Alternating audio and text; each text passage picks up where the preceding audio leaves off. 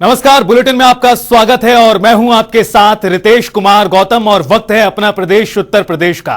मुजफ्फरनगर से कांवड़ यात्रियों के रास्ते में पड़ने वाली दुकानों पर मालिक और संचालक के नाम लिखने की जो शुरुआत हुई, अब उसे पूरे उत्तर प्रदेश में लागू कर दिया गया है।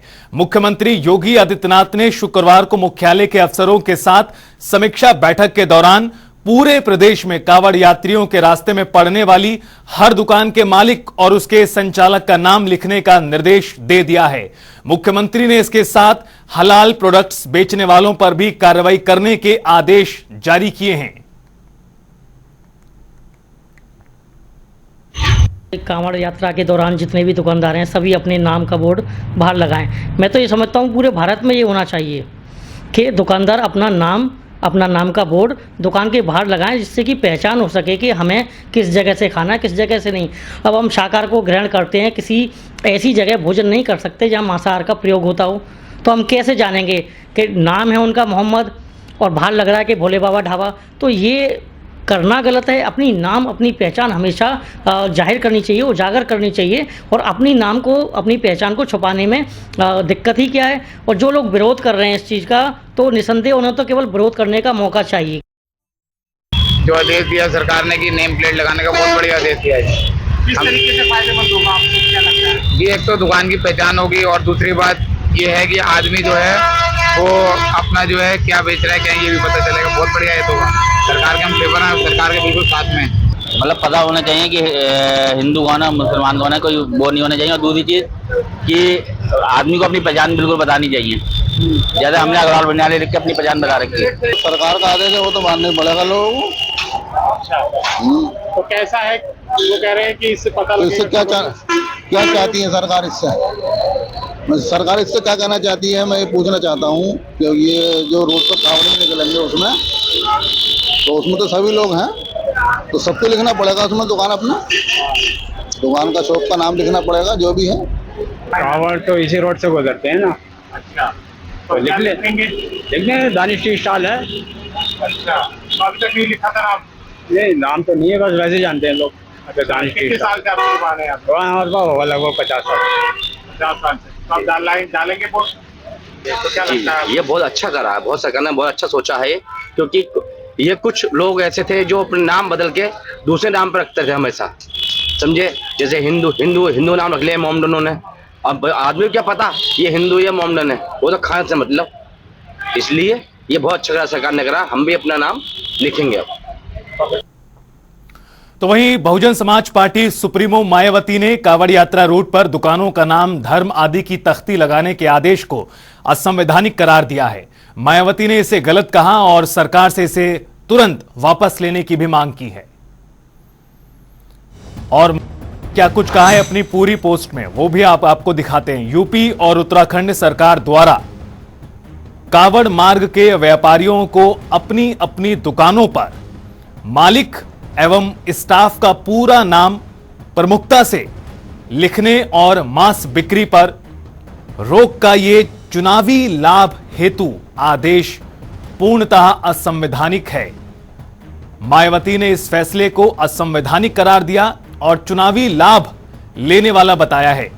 धर्म विशेष के लोगों का इस प्रकार से आर्थिक बॉयकॉट करने का प्रयास अति निंदनीय है। उन्होंने इसकी निंदा भी की। और इस बड़ी खबर पर ज्यादा बातचीत करेंगे। हमारे साथ लखनऊ से हमारे संवाददाता टीएन मिश्रा जी जुड़ गए हैं और साथ ही साथ आपको बता दें मुजफ्फरनगर से भी हमारे संवाददाता हमारे साथ जुड़ेंगे।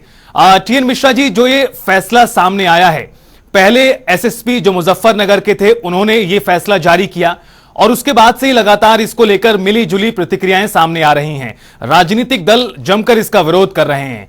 उसके बाद अब सरकार के स्तर पर भी इसको जारी कर दिया गया है। किस तरह से देखा जा रहा है इस पूरे फैसले को? देखिए रितेश, लगातार सीएम योगी आदित्यनाथ खुद योगी हैं, तो वो धार्मिक भावनाओं से तो मतलब स्वाभाविक है, ओतप्रोत हैं। और उन्होंने हिंदू धर्म के लिए जो कांवड़ यात्रा में जो है ज़्यादा तो हिंदू ही जा रहे हैं, कोई मुस्लिम तो वहाँ जा नहीं रहा है। तो उनका लोगों को शिकायत की थी, लोग छद्म नामों से दुकानें लगाते हैं। हम जाते हैं, रास्ते में मुस्लिमों की दुकान पड़ती है तो हम खाते हैं, हम नहीं जान पाते राजा है, हिंदू है, मुस्लिम है, क्या है, ऐसे नाम लगा दे। तो इसको सरकार ने कहा कि जो लोग दुकान लगाएं तो वो कम से कम अपना नाम और परिचय पत्र साथ में रखें और दुकान पर अपना स्टिकर जरूर नाम का लगाएं। तो एक नाम पट्टिका लगाने के लिए उन्होंने दुकानों को कहा, ये विपक्ष को एकदम नागवार गुजरा, और चाहे सपा हो, चाहे कांग्रेस हो, चाहे बसपा हो, सबने इसका विरोध शुरू कर दिया है। और इस पर देखिए मुस्लिम संप्रदाय भी विरोध कर रहा है कि ये जो है यूपी में नहीं होना चाहिए। लेकिन जहां तक उन लोगों का तर्क है, उनका कहना कि जब धार्मिक यात्रा से कांवड़ यात्रा में लोग 2 करोड़ लोग कांवड़ यात्रा में शामिल होते हैं, रास्ते में तमाम दुकानें लगी हुई, तमाम लोग जब मुस्लिमों के हाथ का खाना नहीं खाना चाहते हैं, लेकिन उनको जो है भ्रम होता है कि वो मुस्लिम है और यह हिंदू है, ये भ्रम न रहे, तो इसको लेकर सरकार ने कहा वो अपने नाम की नाम पट्टिका लगाएं और साथ में परिचय पत्र भी रखें। तो ये इनका एक उद्देश्य था, सरकार ने इसको जारी किया और पूरे प्रदेश में इसको कड़ाई से लागू भी किया जाएगा, ऐसा अफसर मान रहे हैं। और इसको लेकर के देखिए, अब जहां तक इतना ही नहीं है, हलाल उत्पाद नहीं बिक पाएंगे, जो हलाल सर्टिफिकेट जिनके पास उत्पादों को रहता है, तो वो उत्पाद भी नहीं बिक पाए। ये भी उन्होंने कहा है कि ये सर्टिफिकेशन वाले उत्पाद न बिकने पाए। तो ये लेकर के इस पर विपक्ष जो है लगातार हमलावर है, और लेकिन भाजपा इस पर पूरी रूप से मुतमईन है। उसका कहना है हमारे 2 करोड़ जो लोग जो है इसमें शामिल होते हैं लगातार कांवड़ यात्रा में, तो उनको किसी तरह की दिक्कत न हो, उनकी सुविधा के लिए किया गया है, और तक उनको जो है उनकी धार्मिक भावनाओं किसी तरह ठेस न लगे। और जिस पर चाहे उन्होंने कोई रोक नहीं लगाई कि हम मुस्लिम के ठेला न लगाए या रेहड़ी न लगाए, लेकिन इतना जरूर उन्होंने कहा कि हाँ जो रेहड़ी लगाए, जिसको जहां खाना खाए, लेकिन कम से कम यह है कि वो अपना नाम के स्टिकर लगाए, लोगों को पता रहे कि किसकी दुकान है और किसकी दुकान पे वो खा रहा है। जी बिल्कुल। टीएन मिश्रा जी बने रहिए आप हमारे साथ। आपको मुजफ्फरनगर लेकर चलते हैं सीधा, हमारे संवाददाता पवन अग्रवाल भी वहां से जुड़ गए हैं। पवन, किस तरह से इस फैसले का असर जमीन पर नजर आ रहा है? चूंकि कई दिन अब गुजर चुके हैं इस पूरे फैसले को लागू किए हुए, इसका कितना प्रभाव पड़ा है और लोगों की जो प्रतिक्रियाएं वो किस तरह की सामने आ रही हैं? रितेश, मैं आपको बता दूं, अब से 3 दिन पहले एसएसपी मुजफ्फरनगर अभिषेक सिंह ने एक हम लोगों ने वर्चन लिया था। उन्होंने बताया था कि कावड़ का त्योहार शुरू होने जा रहा है, तो उसकी सुरक्षा व्यवस्था को लेकर, लॉ एंड ऑर्डर को लेकर हम लोगों ने जो व्यापारी है, होटल, रेस्टोरेंट, ढाबे या फल ठेले वाले हैं, उनसे एक अनुरोध किया है कि वो अपना नाम जरूर लिखे, जिससे लोगों में कंफ्यूजन की स्थिति ना हो, कावड़ियों में कंफ्यूजन की स्थिति ना हो। क्योंकि जब कावड़ ये गंगा जल भरकर चलते हैं तो सात्विक भोजन करते हैं, और कहीं ना कहीं उनके साथ अब से ये पहले से रीति रिवाज ये प्रथा चली आ रही है कि जब भी कावड़ यात्रा निकलती है उससे पहले भी ये आदेश दिए गए थे, और कई बार ये कई घटनाएं भी हुई है जिससे माहौल खराब हुआ है। तो उसको लेकर एसएसपी अभिषेक सिंह ने लोगों से, व्यापारियों से आग्रह किया था नाम लगाने का, नाम लगाया भी। लेकिन विपक्षी पार्टियों द्वारा जिस तरह से विरोध किया जा रहा है, जिस तरह से इश्यू बनाया जा रहा है, लोगों को भड़काने का काम किया जा रहा है, वो अनुचित है। लेकिन इसी के साथ साथ ही मुख्यमंत्री योगी आदित्यनाथ ने भी अपने एसएसपी को बैकअप देने का काम किया और पूरे प्रदेश के अंदर यह आदेश पारित कर दिया है कि जितने भी विक्रेता इस तरह की वो अपना नाम लिखे, चाहे वो कोई भी हो, अपना नाम लिखेंगे तो लोगों में भ्रांतियां नहीं होगी। और कावड़ रूट पर जितने भी खाने पीने का सामान बेचने वाले हैं वो सब अपना नाम जरूर लिखे, जिससे कंफ्यूजन पैदा ना हो और कावड़ ये आराम से कावड़ यात्रा करके निकल जाए। क्योंकि बड़ा त्योहार है, राष्ट्रीय मतलब पूरे देश के अंदर कावड़ यात्रा मनाई जाती है, और लोग यहाँ मुजफ्फरनगर जो हार्ट ऑफ सिटी है, यहाँ से राजस्थान, हरियाणा, मध्य प्रदेश और दिल्ली जैसे राज्यों के लिए कावड़ी गंगा जल भरकर हरिद्वार से निकलते हैं। ये करीब 240 किलोमीटर लंबा रास्ता है जहां से कावड़ी निकलते हैं। और मैं आपको बता दूं, मुजफ्फरनगर में करीब पिछले साल भी 3-3.5 करोड़ कावड़ी गंगा जल लेकर भरकर यहाँ से निकले थे। तो उनकी सुरक्षा व्यवस्था को लेकर ये आदेश पारित सरकार मुख्यमंत्री योगी आदित्यनाथ द्वारा किया गया। और मैं आपको ये भी जानकारी दे दूं रितेश कि साथ ही साथ उत्तराखंड के मुख्यमंत्री धामी ने भी आदेश पारित कर दिया है कि कावड़ रूट पर कोई भी विक्रेता हो, चाहे फल विक्रेता हो, चाहे चाय विक्रेता हो, चाहे भोजन विक्रेता हो, तो अपने नाम जरूर लिखे, बैनर लगाए और ठेले पर भी अपना नाम जरूर लिखे, जिससे कावड़ी को भ्रांति ना हो और सात्विक भोजन कर सके। ये घटनाएं जो इस तरह की होती है, लगातार कोई ना कोई माहौल खराब करने की कोशिश करता है रितेश। तो इसी की सुरक्षा व्यवस्था के मद्देनजर एसएसपी ने और अब सरकार ने भी आदेश पारित किया है। बिल्कुल पवन, सरकार का कहना है कि जो कावड़ियों की आस्था है शुचिता बनी रहे, ये सरकार लगातार इस पूरे फैसले के पीछे तर्क दे रही है। टीएन मिश्रा जी, लेकिन इस पूरे फैसले को जो विपक्षी पार्टियां हैं, जिस तरह से आपने अपने पहली बात में भी इसका जिक्र किया कि चाहे सपा की बात करें, बसपा की बात करें, कांग्रेस की बात करें, इन तीनों पार्टियों के अलावा सरकार में सहयोगी आरएलडी ने भी इस फैसले पर सवाल उठाया है। टीएन मिश्रा जी, ये भी देखने वाली बात है, एक धर्म विशेष के लोगों का आर्थिक बॉयकॉट किया जा रहा है, यह आरोप लगाया गया है विपक्षी पार्टियों की ओर से। इसको इस मुद्दे के साथ जोड़कर देखे जाने के पीछे क्या कुछ तर्क आपको समझ आ रहा है?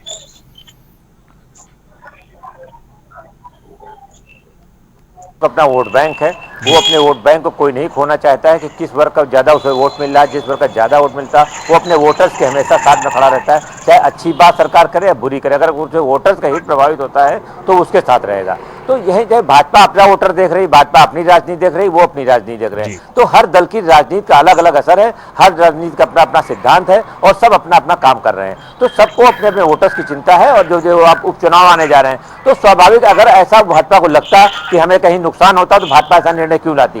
लेकिन भाजपा को लग रहा है कि उसको हिंदुओं की बात है, 2 करोड़ लोगों की आस्था की बात है, जो यूपी से और जो उत्तराखंड से और आसपास के राज्यों से लोग गुजरते हैं, तो उनको बेहतर सुविधाओं की बात है। तो लगातार शुरू से जब से योगी सरकार आई है, शुरू से उसने जो है कांवड़ियों को हमेशा किया, उन पर फूल बारिश कराई गई, उन पर जो है हेलीकॉप्टर से फूल वर्षा होती थी। इस बार भी कहा गया है कि जिलों में लोग जो फूल बारिश करें, तो डीएम के स्तर से जो उस पर बात हो रही है। तो ये सब जो है जो बात है तो सिर्फ इतने तक सीमित नहीं है। सड़कों को कहा गया ठीक करें, उनको कहा गया सब लोग ठंडा पानी पिलाएं, रास्ते में उन्हें शरबत पिलाएं। तो ये सब सरकारी निर्देश है, सरकार ने इनको बाकायदा कहा है कि इसको लागू करना है। तो ये कांवड़ियों के हित के लिए है। लेकिन वहां तक राजनीतिक बात है, ये तो रितेश एकदम सीधा सा है कि राजनीतिक दल बात उठाएंगे और जिनका वोट बैंक अगर नुकसान होगा, जहां उनके लोगों को नुकसान होगा तो विरोध करेंगे। ये पूरी पक्की बात है। लेकिन भाजपा पूरा दृढ़ है कि हम जो सीएम का आदेश है तो उसको पूरी दृढ़ता लागू किया जाएगा और कांवड़ियों को कोई दिक्कत नहीं होने दी जाएगी। बिल्कुल टीएन जी, एक बात तो पूरी तरह से साफ है कि सरकार इस पूरे फैसले पर अड़िग है और मजबूती के साथ खड़ी हुई है,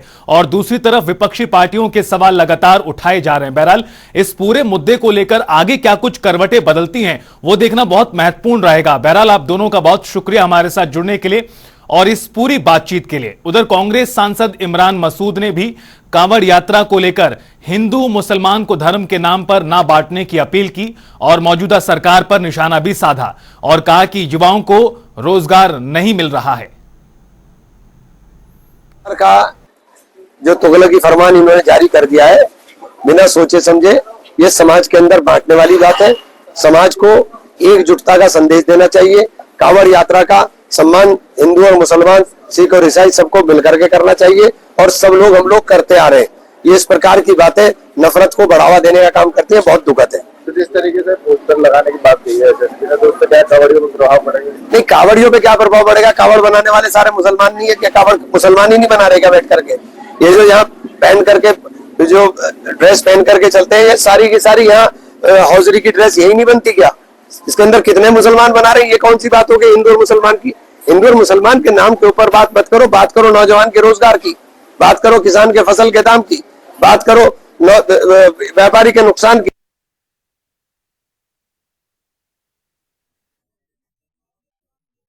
इंडिया मुस्लिम जमात के राष्ट्रीय अध्यक्ष मौलाना मुफ्ती शहाबुद्दीन ने भी प्रतिक्रिया देते हुए हिंदू मुस्लिम से शांतिपूर्वक तरीके से यात्रा करने की बात कही है और सपा सुप्रीमो अखिलेश यादव से धार्मिक कार्यक्रम में राजनीति न करने की भी अपील की। को कायम रखने के लिए और कहीं भी हिंदू मुस्लिम टकराव की स्थिति पैदा ना हो, इसलिए पुलिस ने ये आदेश दिया है। मैं इस आदेश का समर्थन करता हूं, मगर इस पर समाजवादी पार्टी के मुखिया अखिलेश यादव ने राजनीति शुरू कर दी है। ये कांवड़ यात्रा खालिस मजहबी यात्रा है, धार्मिक यात्रा है। इस पर अखिलेश यादव का राजनीति करना बेजा है और वो सस्ती लोकप्रियता और वोट बैंक के लिए वो राजनीति कर रहे हैं। उनसे मेरी गुजारिश है कि हिंदू मुसलमानों के दरमियान टकराव की स्थिति पैदा न करें। उत्तर प्रदेश का सियासी पारा इन दिनों चढ़ा हुआ है और इस बीच राष्ट्रीय स्वयंसेवक संघ और बीजेपी की बड़ी बैठक 20 और 21 जुलाई को लखनऊ में होने जा रही है। आपको बता दें कि आरएसएस के सह सरकार्यवाहक अरुण कुमार बैठक में भाग लेंगे। इसमें सरकार और संगठन के सभी आला अधिकारी भी मौजूद रहेंगे। राजनीतिक गलियारों में यूपी में बड़े बदलाव होने के कयास के बीच 5 प्रमुख चेहरों को लखनऊ में ही मौजूद रहने को कहा गया है और इन 5 चेहरों में कौन कौन से नेता शामिल हैं वो भी जानिए। खुद मुख्यमंत्री योगी आदित्यनाथ, दोनों उप मुख्यमंत्री यानी केशव प्रसाद मौर्य और ब्रजेश पाठक, प्रदेश अध्यक्ष भूपेंद्र चौधरी, और संगठन महामंत्री धर्मपाल सिंह शामिल हैं। मीटिंग में सरकार और संगठन में समन्वय और यूपी के जमीनी हालत को लेकर चर्चा की संभावना है। यह मीटिंग ऐसे समय में हो रही है जब उत्तर प्रदेश में 10 विधानसभा सीटों पर उपचुनाव भी होने हैं। ऐसे में बैठक में इसको लेकर भी बातचीत निश्चित रूप से होगी। संगठन में नाराजगी के बीच मीटिंग को काफी महत्वपूर्ण माना जा रहा है, इसके मायने भी निकाले जा रहे हैं।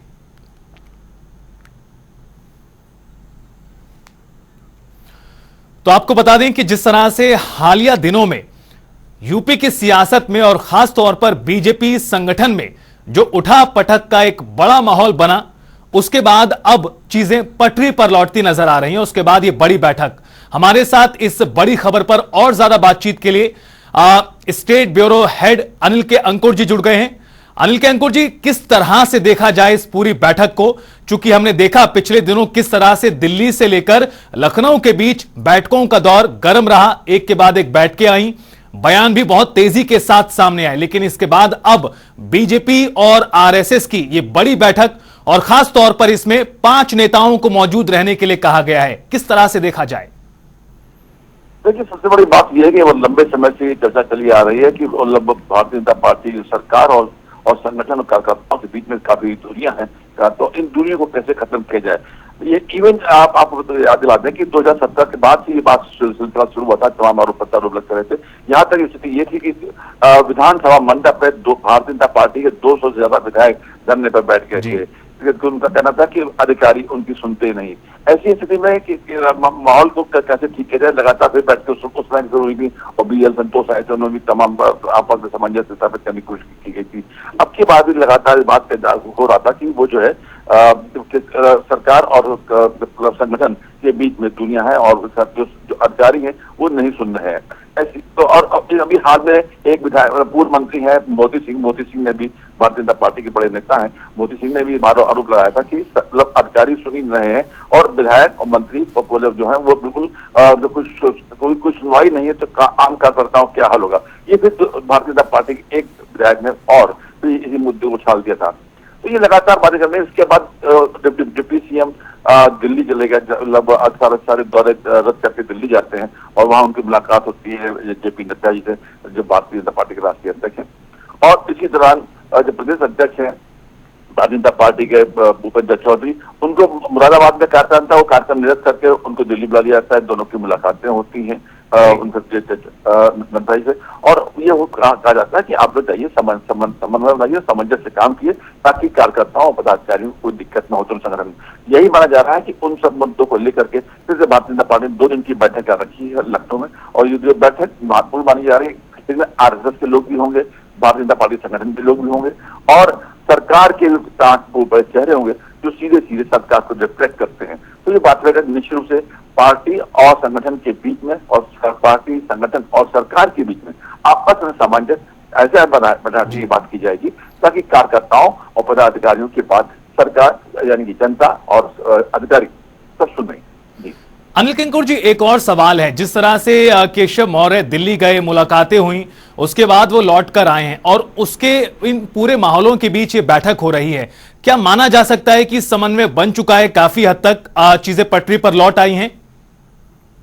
देखिए, निश्चित रूप से मान लिया जाता है कि जब पार्टी की बड़ी इकाई जो है वो बोलती है तो उसको नीचे के लोग उसका अनुपालन करते हैं, उनकी बाध्यता होती है उनका अनुपालन करना।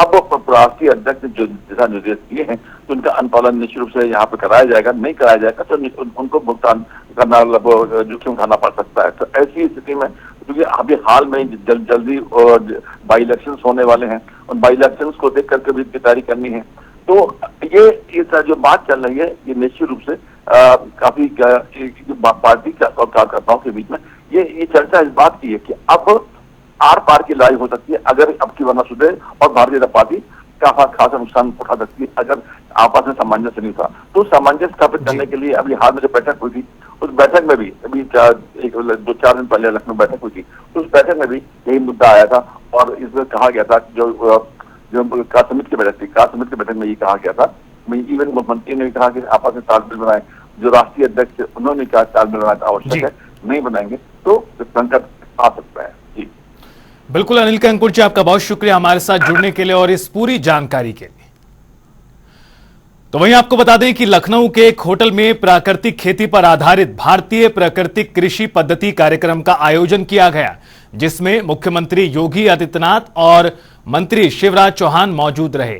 इस दौरान मुख्यमंत्री योगी ने कहा कि प्राकृतिक खेती से हमारे किसानों की समृद्धि का रास्ता खुलेगा। ये पारंपरिक भारतीय खेती का ही प्रतिरूप है। हम प्रदेश भर के किसानों के लिए प्राकृतिक खेती को और सुलभ बनाएंगे।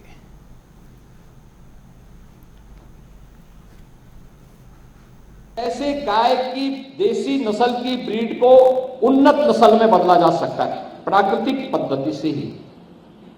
कैसे खेती विपरीत परिस्थितियों में अच्छी हो सकती है। ग्लोबल वार्मिंग के दुष्प्रभाव से हम खेती को भी कैसे बचा सकते हैं, ये भी मैंने अपनी आंखों के सामने वहां जाकर के देखा है।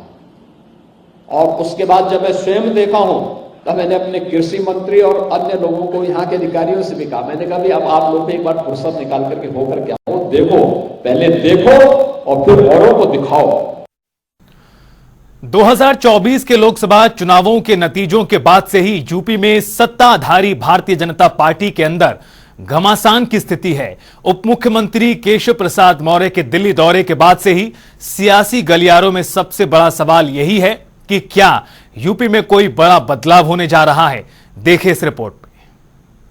पार्टी के गढ़ यूपी में ही बीजेपी के भीतर घमासान। हार की वजहों पर मंथन या निशाने पर योगी सरकार। एक तरफ उत्तर प्रदेश में उमस भरी गर्मी का माहौल है, तो वहीं दूसरी तरफ सूबे का सियासी तापमान भी चढ़ा हुआ है। 2024 के लोकसभा चुनाव के नतीजों के बाद से ही यूपी में सत्ताधारी भारतीय जनता पार्टी के अंदर घमासान मचा हुआ है। उप मुख्यमंत्री केशव प्रसाद मौर्य के दिल्ली दौरे के बाद से सियासी गलियारों में सबसे बड़ा सवाल यही है कि क्या यूपी में कोई बदलाव होने जा रहा है।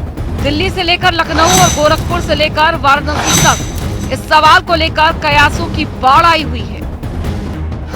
मिली जानकारी के मुताबिक केशव प्रसाद मौर्य और बीजेपी के राष्ट्रीय अध्यक्ष जेपी नड्डा की मुलाकात में मुख्यमंत्री योगी आदित्यनाथ को बदले जाने को लेकर कोई बात नहीं हुई, मगर ऐसा नहीं है कि हालात ज्यों के त्यों बने रहेंगे। सूत्रों के मुताबिक 10 सीटों पर होने वाले उपचुनावों के बाद योगी मंत्रिमंडल में बदलाव होना तय माना जा रहा है। प्रदेश संगठन में भी बदलाव उपचुनाव के बाद होगा। केशव मौर्य के किस बयान की 14 जुलाई को लखनऊ में भाजपा प्रदेश की कार्यकारिणी की बैठक में उप मुख्यमंत्री केशव प्रसाद मौर्य ने संगठन हमेशा सरकार से बड़ा होता है कहकर सियासी गलियारों में हलचल तेज कर दी थी।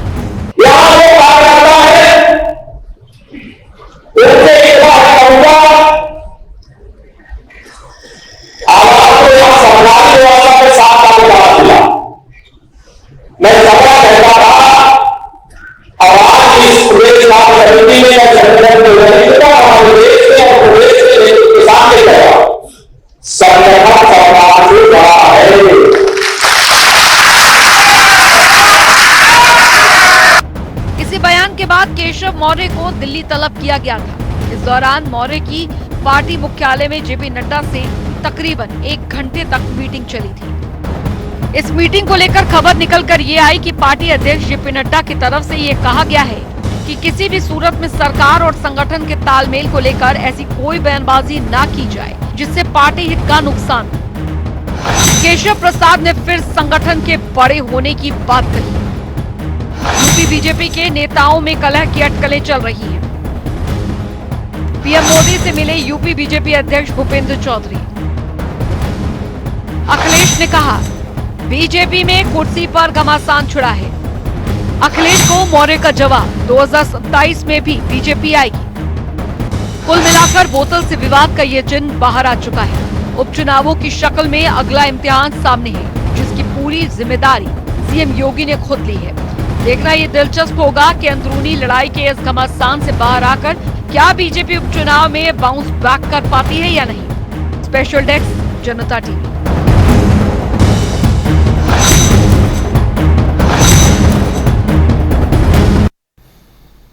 और इसी के साथ फिलहाल इस बुलेटिन में इतने रुकेंगे छोटे से ब्रेक के लिए। खबरों का सिलसिला लगातार जारी है।